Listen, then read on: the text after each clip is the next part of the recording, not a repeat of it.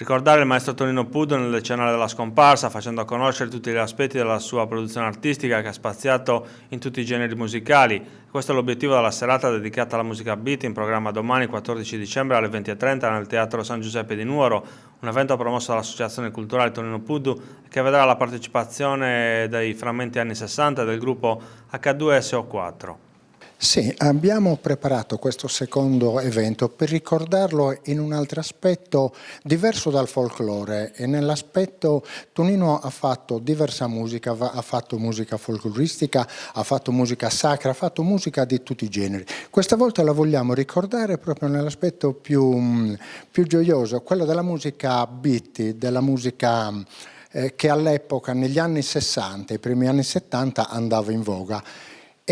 All'epoca si erano formati diversi gruppi musicali, tra cui c'erano, per ricordare qualcuno, gli Eagles, i Casti 36 e gli H2SO4. Gli H2SO4 dove Tonino era il tastierista degli H2SO4.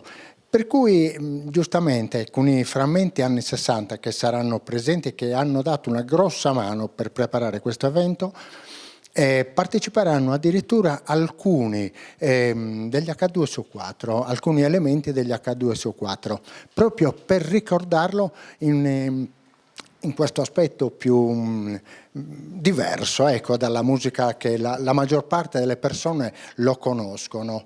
Pertanto presenterà Marina Moncelsi che porterà avanti la serata.